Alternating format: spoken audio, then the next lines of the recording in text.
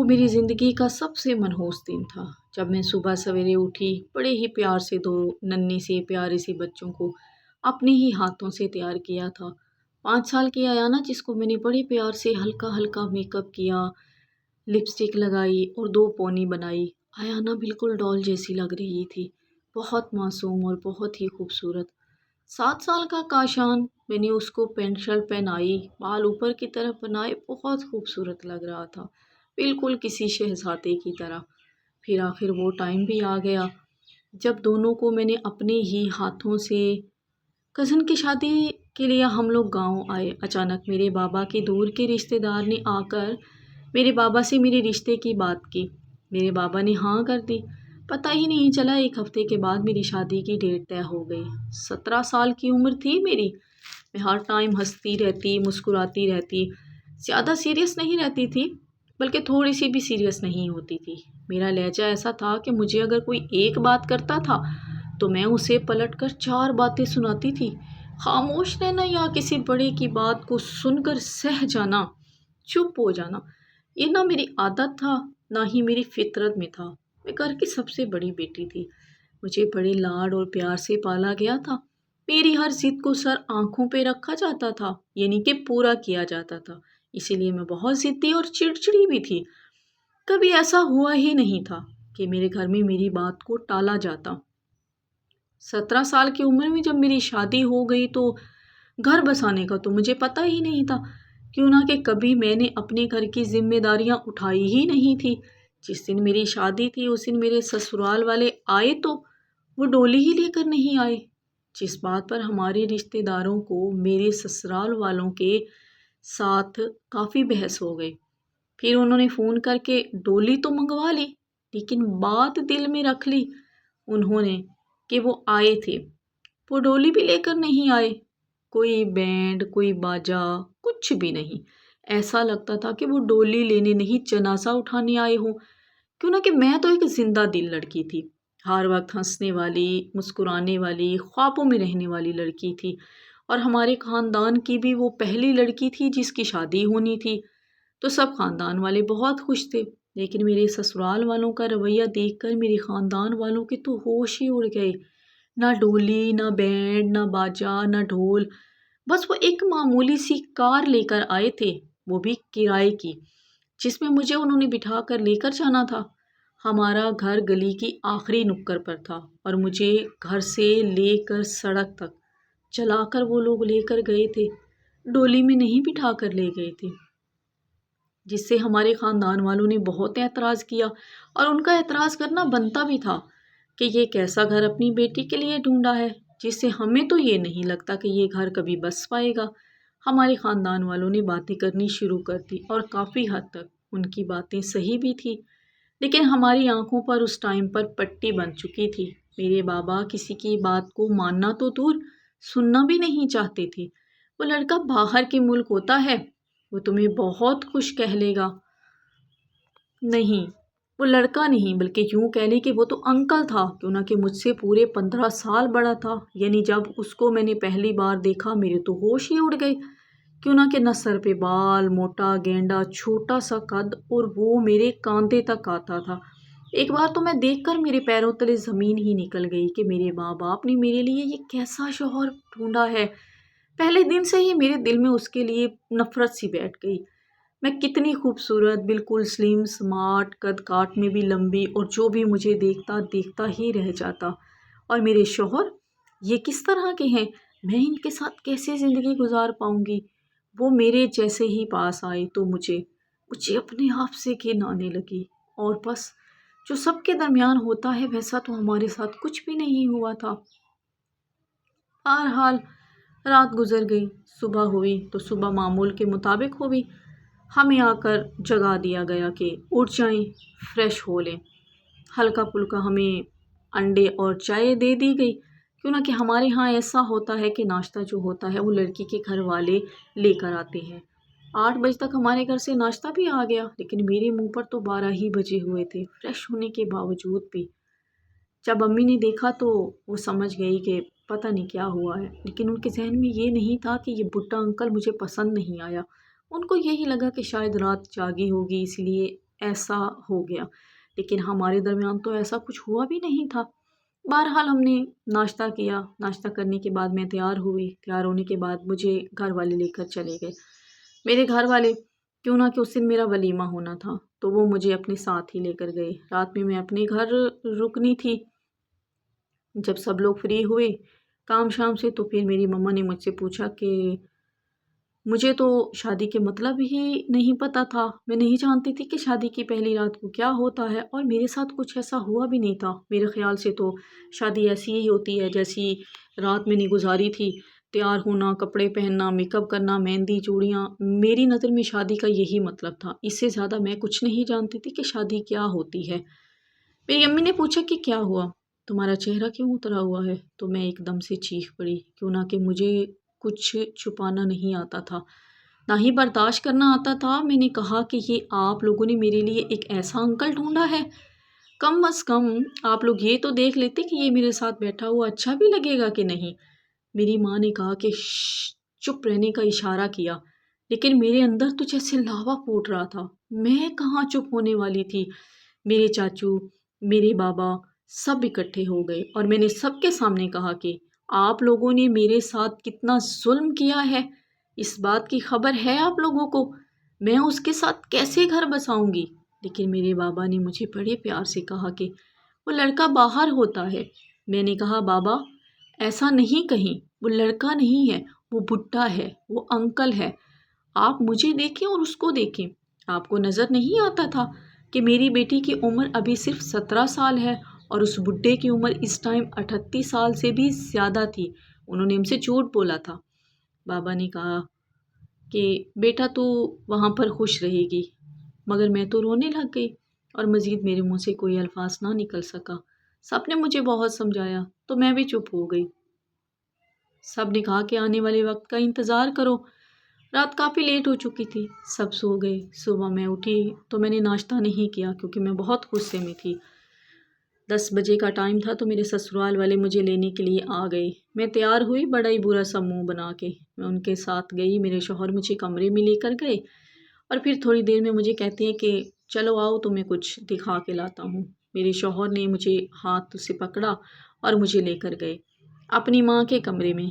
کہتے ہیں کہ یہ آج سے تمہاری بھی ماں ہے، اور ان کے پیر جو ہے نا وہ دبانے شروع کرو۔ ایک لمحے کے لیے ان کی آنکھوں میں نے دیکھا، اور بنا کچھ بولے ہی میں ان کے پاؤں دبانے لگ گئی اپنے شوہر کے کہنے کے مطابق۔ تھوڑی دیر بیٹھی رہی تو پھر میری ساس نے کہا کہ رہنے دو۔ بس وقت گزرتا گیا، جیسے وہ بڈھے دکھائی دیتے تھے وہ ویسے بڈھے ہی تھے، نہ کوئی ان میں جوش تھا، نہ کوئی ان میں لڑکوں جیسی بات تھی، نہ کچھ۔ بس دل ہی دل میں سوچتی کہ میری تو زندگی تباہ ہو گئی ہے، لیکن میں موقع کی تلاش میں تھی کہ مجھے کہیں سے موقع ملے تو میں اس سے اپنی جان چھڑا لوں۔ 2 مہینے وہ یہاں پر رہے، نہ میرے ساتھ انہوں نے کوئی بات کی ڈھنگ سے، وہ صرف رات کو سونے کے لیے میرے پاس آتے تھے، اپنا مطلب پورا کرتے اور سو جاتے۔ صبح ہوتی میں سوئی ہوئی ہوتی، کیوں نہ کہ مجھے دیر سے اٹھنے کی عادت تھی، میں سوئی ہوئی ہوتی تو وہ اپنی ماں کے پاس چلے جاتے تھے۔ جب میں اٹھتی تو دیکھتی کہ وہ ماں کے ساتھ ناشتہ کر چکے ہوتے تھے، اور میں اکیلی سارا دن بھوکی رہتی تھی۔ انہیں کسی بات کی بھی پرواہ نہیں ہوتی تھی، نہ وہ میری فکر کرتے تھے، نہ وہ مجھ سے پیار سے بات کرتے تھے، نہ پیار سے میری طرف دیکھتے تھے۔ یہ باتیں میرے دل پر اور زیادہ تیر کی طرح لگتی تھی کہ میں خوبصورت ہوں، جوان ہوں، وہ بڈھے ہیں، کم سے کم مجھ سے بات تو اچھے طریقے سے کریں۔ وہ میرے ساتھ سیدھے طریقے سے بات بھی نہیں کرتے تھے، اپنی ماں کے پاس زیادہ تر رہتے تھے۔ ایک دن مجھے بھی غصہ آ گیا، میں نے کہا کہ میں نے اپنی ماں کے گھر جانا ہے تو مجھے میری ماں کے گھر چھوڑ کے آؤ۔ تو انہوں نے کہا کہ اب ماں کا گھر تم نہیں چھوڑ دیا ہے تو تمہاری شادی ہو گئی ہے، یہ سب بچکانہ حرکتیں چھوڑ دو اور تم اپنے گھر پر توجہ دو۔ مجھے بھی غصہ آ گیا تو میں نے کہا کہ تمہاری بھی تو شادی ہو گئی ہے، تم ابھی تک ماں کے پلوں سے بندھے ہو۔ جب تم اپنی ماں کو نہیں چھوڑ سکتے تو مجھے اپنی ماں کو چھوڑنے کا کیوں کہہ رہے ہو؟ یہ الفاظ ابھی پورے طریقے سے میرے منہ سے نکلے ہی نہیں تھے کہ میرے شوہر نے میرے منہ پر تھپڑ دے مارا۔ تھپڑ ایسا لگا کہ میرے دونوں کان بند ہو گئے۔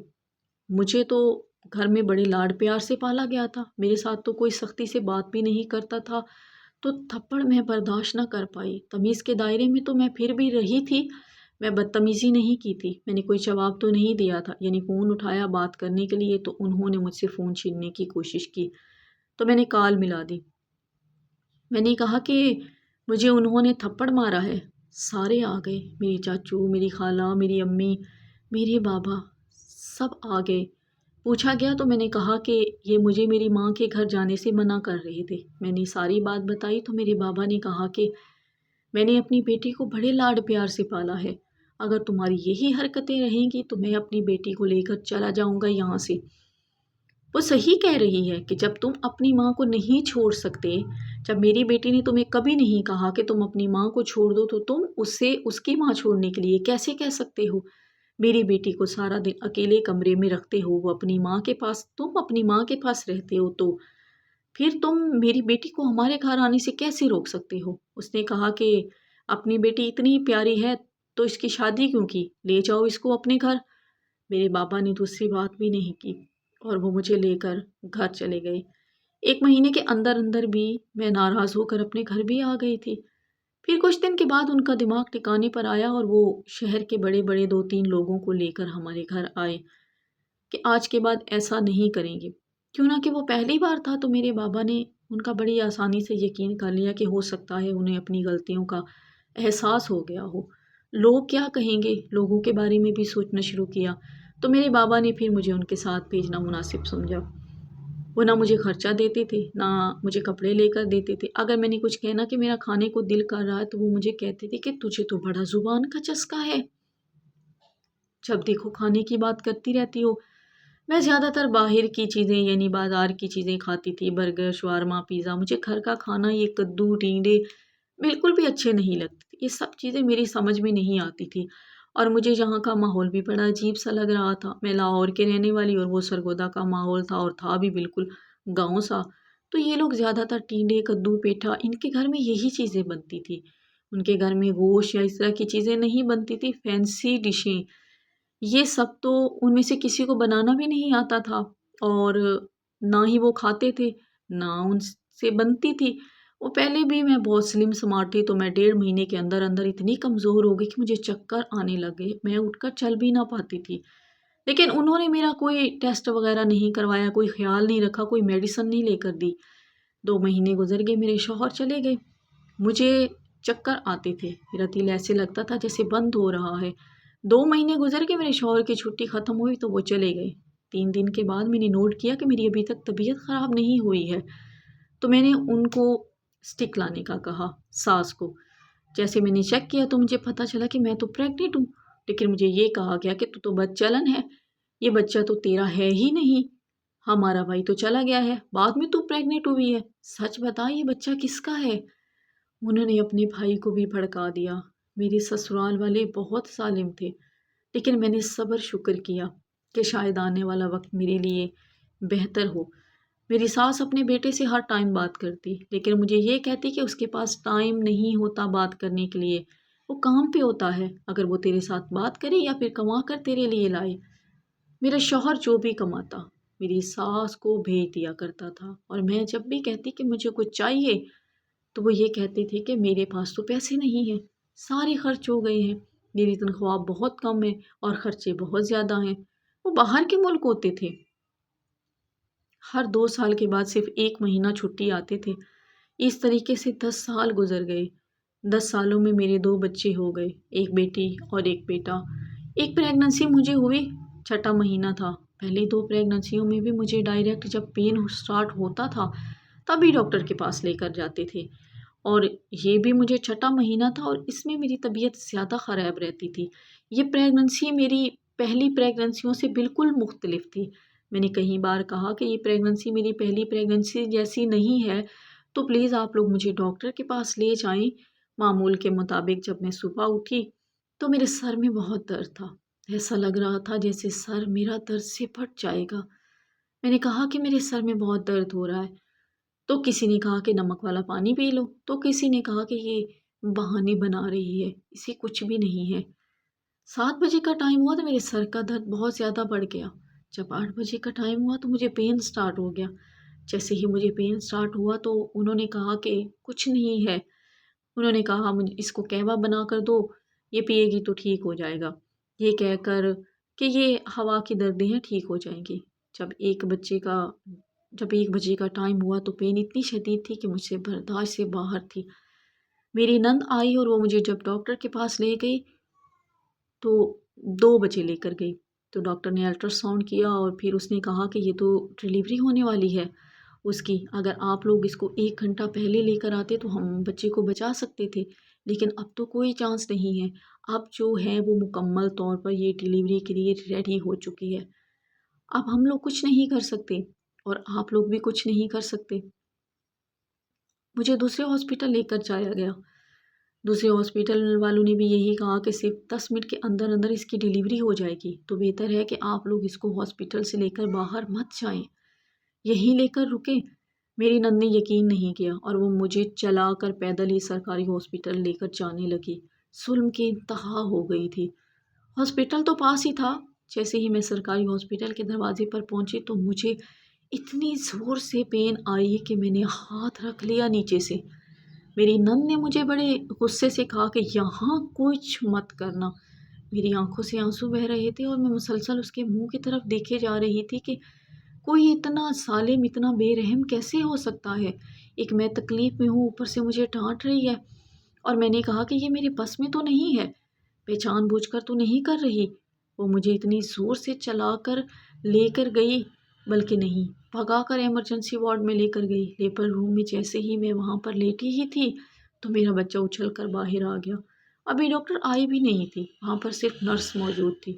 اس نے بچے کو ریسیو کیا تو بچہ مردہ تھا، کیوں نہ کہ 6واں مہینہ تھا۔ جیسے ہی وہ اگلا پروسیجر شروع کرتے ہیں تو میرے پیٹ پر ہاتھ مارنے کے بعد پتہ چلا کہ پیٹ میں تو ایک اور بچہ ہے۔ ڈاکٹر نے کہا کہ اس کے پیٹ میں تو ایک اور بچہ ہے، تو میری نند نے کہا کہ نہیں، ایسا تو کچھ بھی نہیں ہے۔ ڈاکٹر نے کہا کہ آپ نے چیک اپ نہیں کروایا؟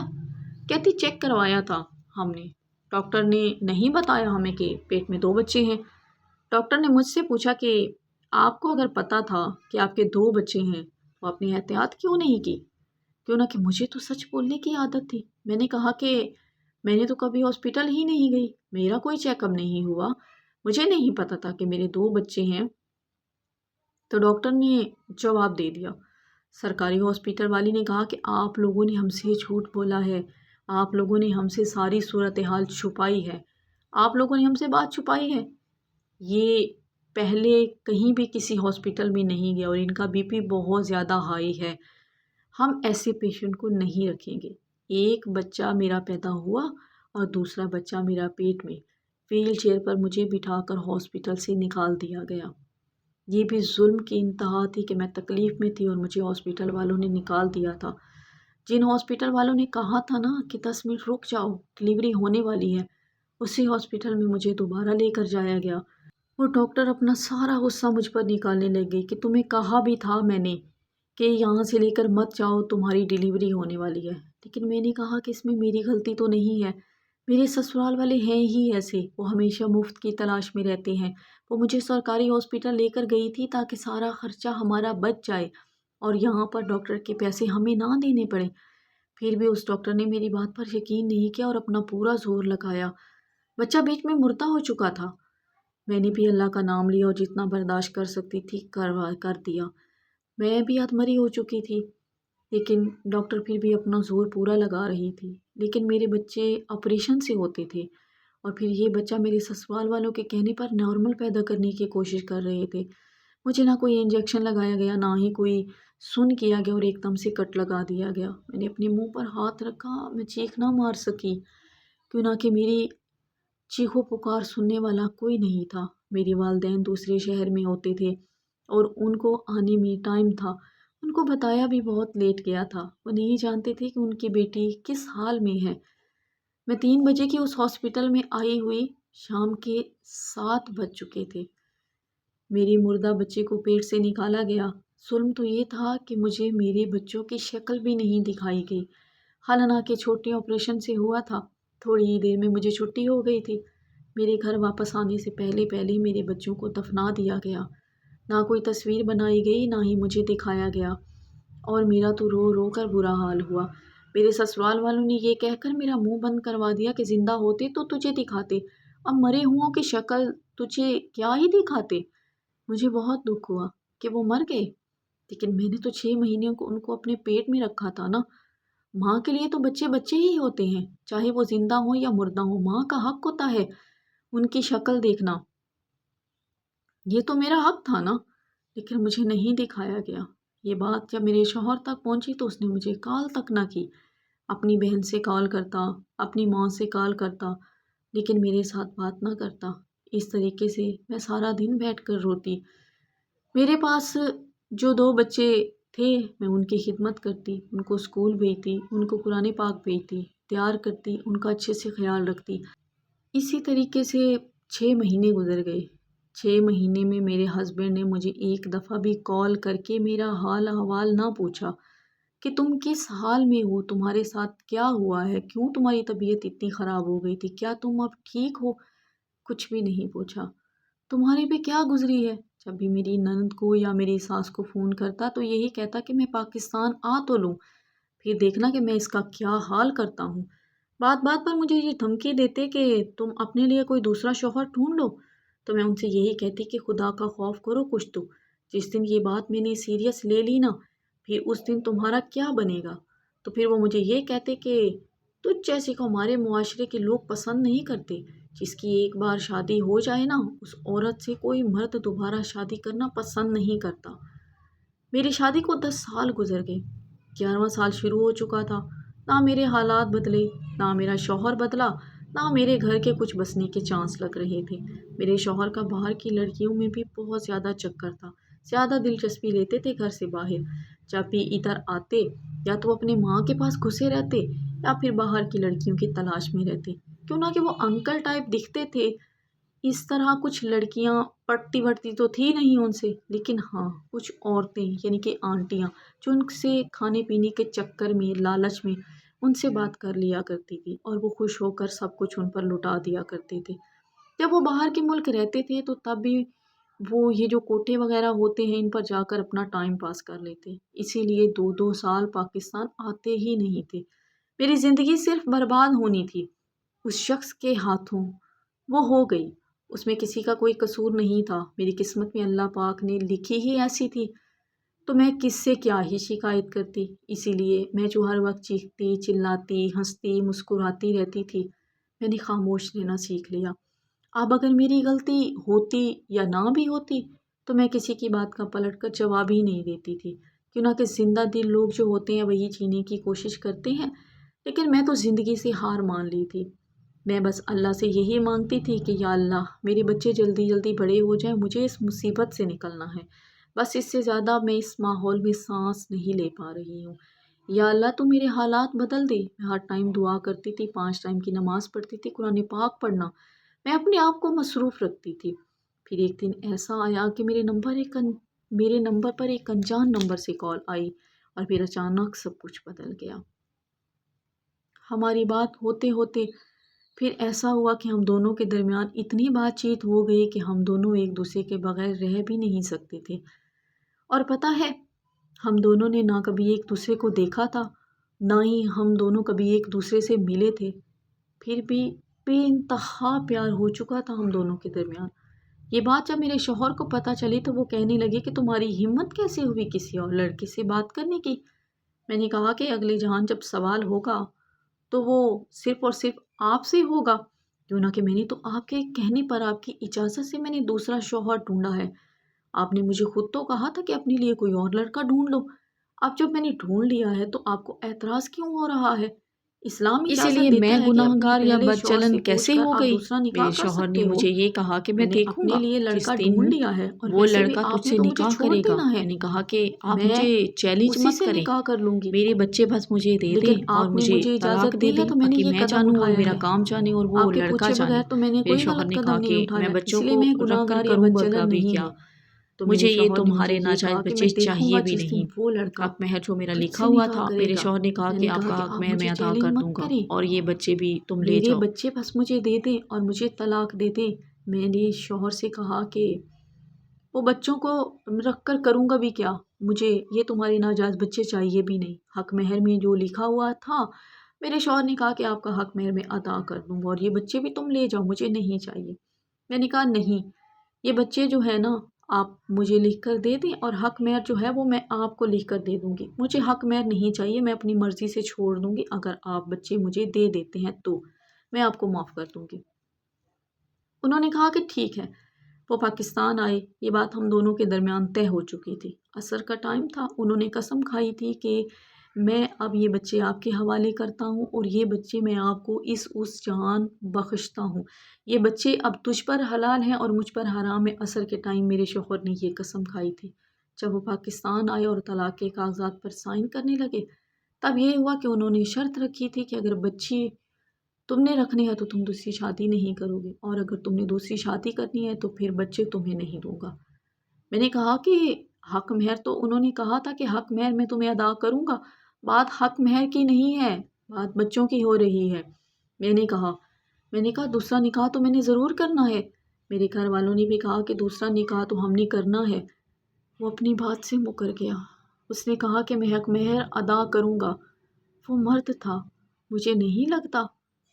जो इंसान अपनी ज़ुबान का पक्का नहीं होता वो फिर मर्द भी कैसे हो सकता है। ये बात उसने साबित की थी कि वो मर्द नहीं है। उसने हक महर भी अदा नहीं किया और बच्चे भी मुझसे ज़बरदस्ती छीन कर ले गया। मैं आज भी वो मनहूस दिन भूल नहीं सकती जब मैंने बच्चों को अपने हाथों से तैयार किया था। मेरी आंखों में आंसू थे, मेरे लबों पर दुआ थी कि या अल्लाह कुछ ऐसा कर दे कि मेरे बच्चे मेरे पास ही रुक जाएं। मैं लफ्ज़ों में बयान नहीं कर सकती कि उस दिन मुझ पर क्या गुजरी थी। मेरे 11 साल ज़िंदगी के अज़ाब में गुज़रे और 11 साल के बाद भी जिन बच्चों को मैंने इतने प्यार से पाला, वो बच्चे भी मुझसे बिछड़ गए। उसने कहा था कि मैं बच्चे तुमसे मिलवाऊँगा, नाहक मेहर दिया, बच्चे लेकर चला गया और जब बच्चे कुछ अरसे के बाद मिलने के लिए माँगे तो उसने बच्चों को मिलवाने से इनकार कर दिया। आज 10 साल हो गए हैं मुझे अपनी बेटी की शक्ल देखे हुए। सुना है कि वो जवान हो गई है, लेकिन मैं अपनी बेटी को जब भी उस इलाके से गुज़रती हूँ तो मैं अपनी बेटी को ढूँढने की कोशिश करती हूँ। ये अल्लाह की शान तो देखो कि मेरा बेटा जवान होकर मेरे पास आ गया, लेकिन मैं अपनी बेटी को आज भी बहुत याद करती हूँ। मेरा बेटा मेरे पास है, लेकिन मेरी बेटी मेरे पास नहीं है। जिससे वो मुझे चैलेंज करता था ना कि जिस दिन तुझसे वो लड़का शादी करेगा, उस दिन मैं देख लूँगा। आज अल्हम्दुलिल्लाह मेरा उसी लड़के से निकाह हो गया है। ये कंवारा लड़का था और मुझे इतना लाड और प्यार से रखा है। आज उस लड़के में से मेरे 4 बच्चे हैं और वो पहली शादी में से भी बेटा मेरे पास आ गया है। तो कुल मिलाकर मेरे पास 5 बच्चे हैं। लेकिन फिर भी मुझे अपनी वो पहली बेटी की बहुत याद आती है। लेकिन अल्लाह से दुआ करती हूँ कि कभी न कभी, किसी न किसी मोड़ पर कोई मुझे देखने को मिल जाएगी मेरी बेटी। ये मेरी ज़िंदगी की कहानी है। सुनकर आपको कैसा लगा और किस किस की ज़िंदगी में ऐसा हो चुका है? कमेंट में अपनी राय ज़रूर दीजिएगा। वीडियो अच्छी लगी हो तो वीडियो को लाइक कर दें। चैनल को लाज़मी से सब्सक्राइब कर लीजिएगा।